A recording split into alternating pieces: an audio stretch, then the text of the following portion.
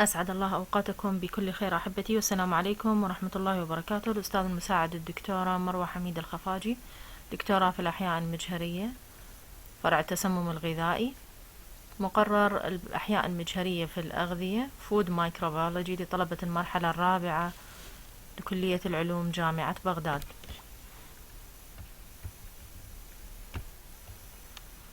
Our first lecture was about the relationship between food and microorganisms and the new branches of food microbiology. We explained it at the last week, but I'll summarize it in a few minutes. The first report about the relationship between food and microorganisms was by Anthony van Leeuwenhoek when he discovered tiny creatures in raindrops and vinegar and food residues between his teeth using a simple microscope. He invented it. We talked about spontaneous generation theory, SGT, or abiogenesis, where the philosophers and scientists at that time believed that living things may be originated from non-living matter.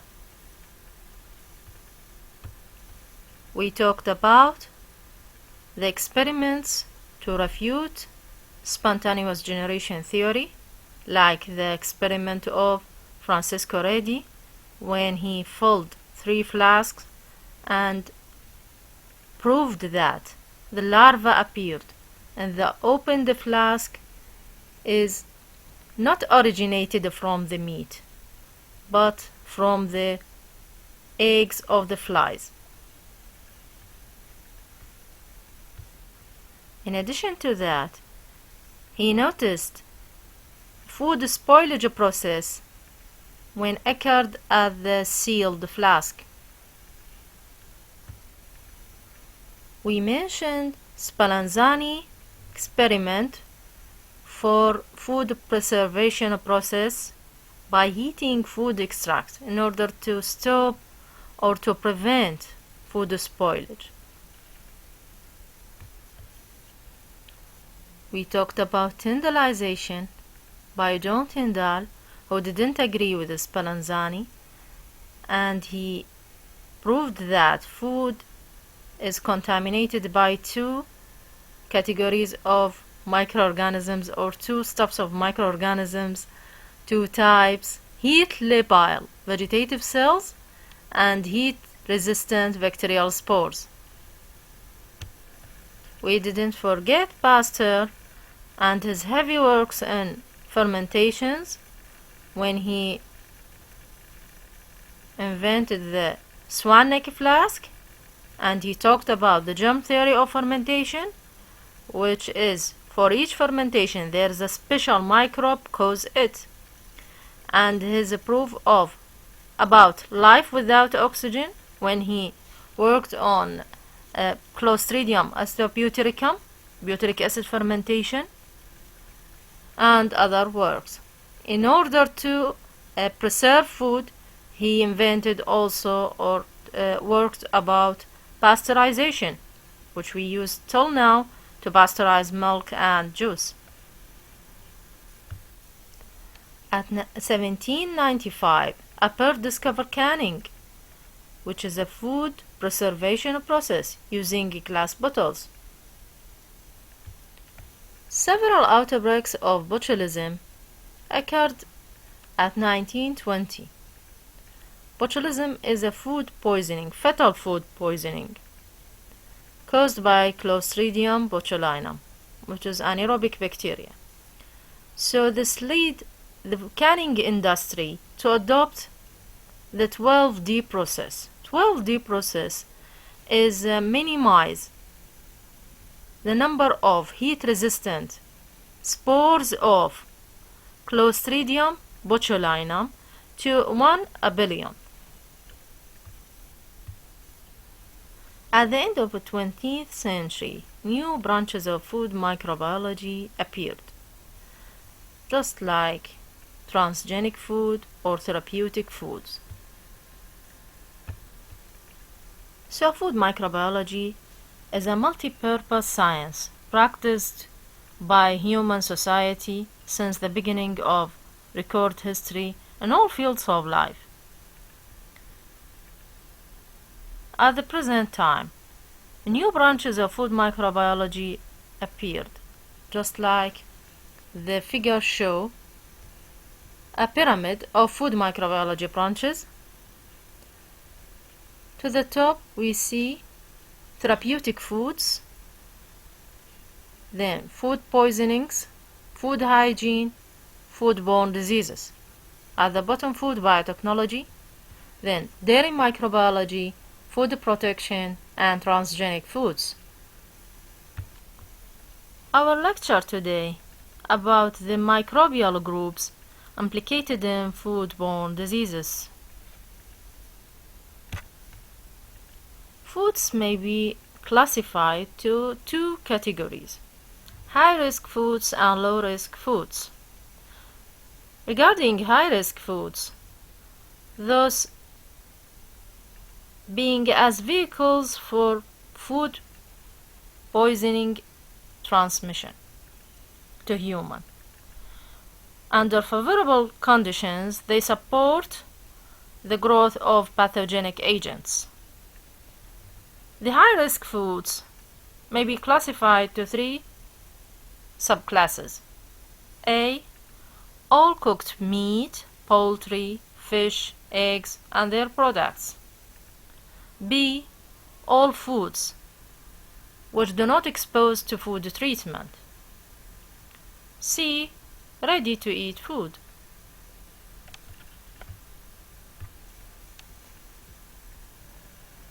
The second class is low-risk foods. Those treated foods, just like pasteurized foods, canned foods, dried foods, or those foods with low pH, like lemon juice, which pH of it is 4 or less than 4, so no microorganisms can spoil it except some species of acidophilic fungi.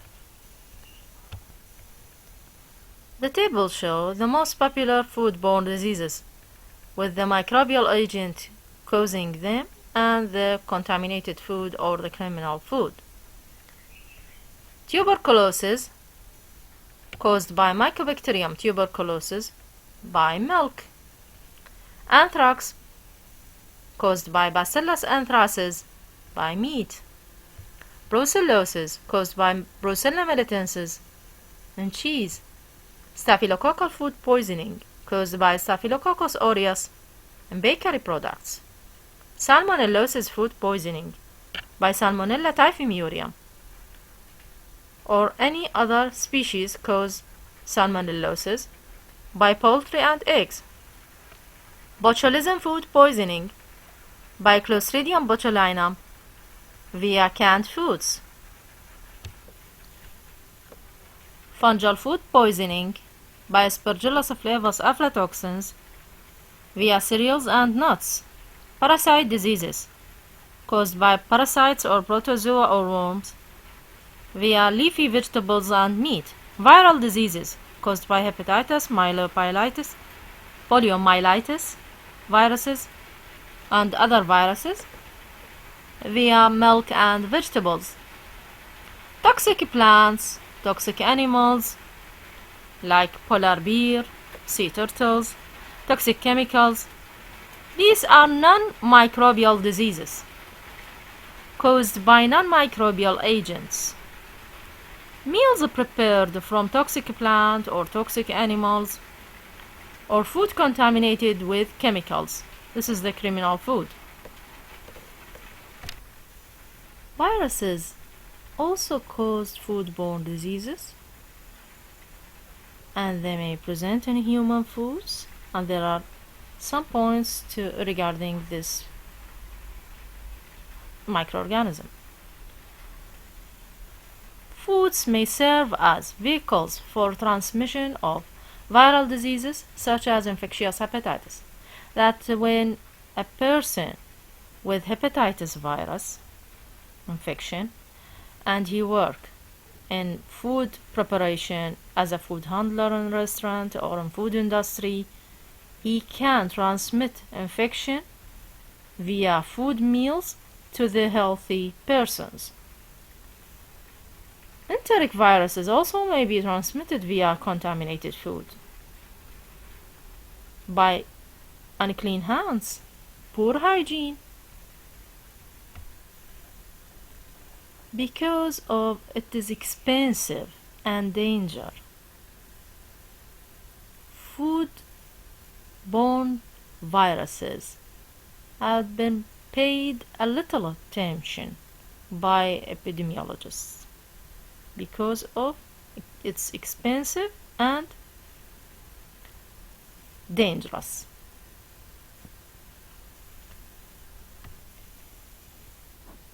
Foodstuffs may become contaminated with viruses by two ways: primary and secondary contamination.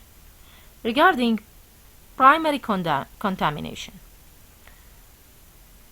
when the animal is infected by a species or a viral infection,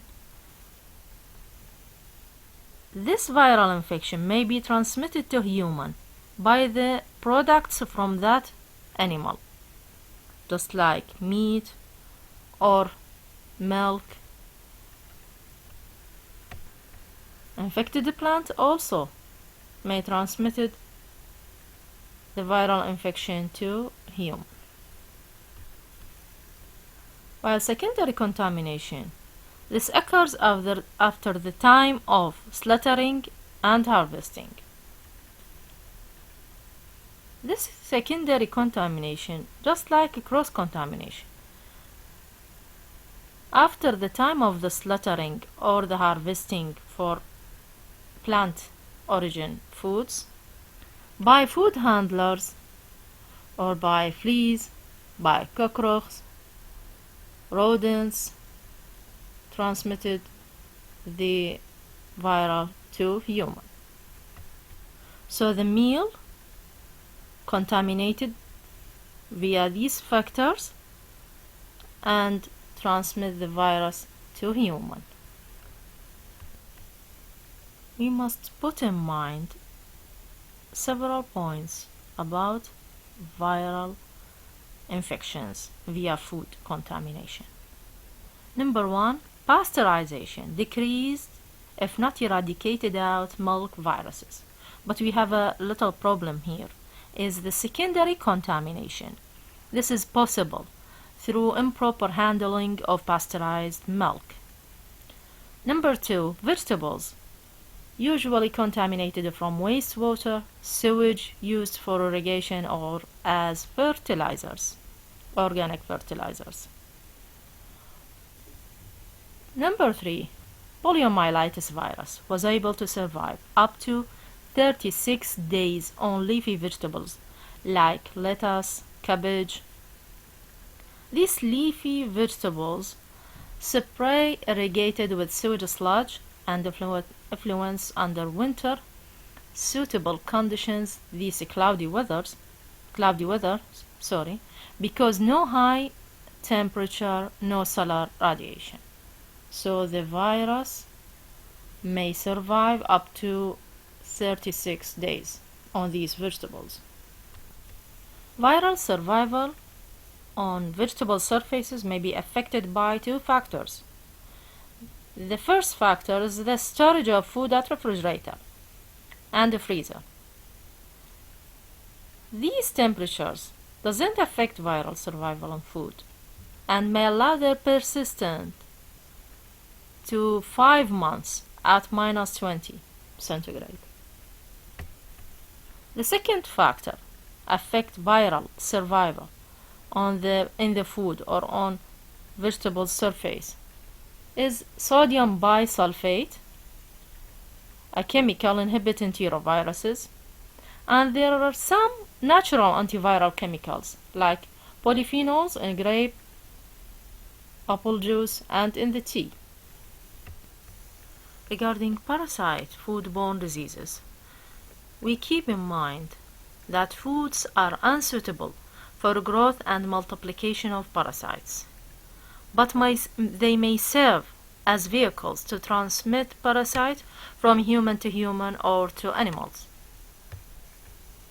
Foods may be contaminated with parasites in farms overproduction, in food plants, in stores, in markets, kitchens, public restaurants, and house kitchens. Food handlers, domestic cats, dogs, fleas, and cockroaches play an important role and transmit parasites to meals. Many types of parasites may be transmitted, just like entamoeba. The main source of food contamination with entamoeba is the feces of patients and carriers of this parasite, particularly villagers in the farm and food handlers in the restaurant. 3 species of entamoeba isolated from food: entamoeba coli, entamoeba nana, and entamoeba histolytica. Entamoeba histolytica causes amoebic dysentery. This parasite transmitted from the feces of food handler by unclean hands. Fleas, cockroaches, and rodents. This parasite and its cyst can survive food for a long time. Resist washing, disinfection, low temperature treatment. Only high temperatures of food treatment destroy this parasite and its cyst. Our second foodborne parasite is Giardia lamblia, a worldwide distribution parasite. 20% of the population are carriers of this parasite in USA and Europe. For this reason, the new standards of water and food included detection of this parasite in food, because the food handler is the main source of food contamination through feces, which transmitted by insects and rodents. The third foodborne parasite is Toxoplasma gondii, causing toxoplasmosis in human. The main reservoir of this parasite are dogs and cats. Through contaminating food meals, kitchen tables, utensils, directly by their feces via flea, cockroaches. Cooking at 70 centigrade is fair enough to destroy this parasite. But our real problem is the contamination of open prepared meals, just like open buffet, in our restaurant and houses with this parasite. You see in the figure an opposite picture where the cat is afraid of the mouse. This is true. The truth of toxoplasmosis is that this parasite controls the mind and make the cat infected with toxoplasmosis afraid of the mice. We must talk about the good face of food microbiology, so didn't forget probiotics. Therapeutic foods and probiotics have a variety of benefits to human. Number 1, inhibition of intestinal pathogen via competition for nutrition and place. Regarding its a small size, but there is a competition for ecological niche and nutrition. Number 2, anti-constipation agent. Number 3, synthesizing many vitamins like folic acid, niacin, riboflavin, vitamin B6 and B12. Stimulation of immune response, decreasing serum cholesterol, reduction of blood pressure, and in hypertensive. We must know who are our friends, probiotics or beneficial bacteria.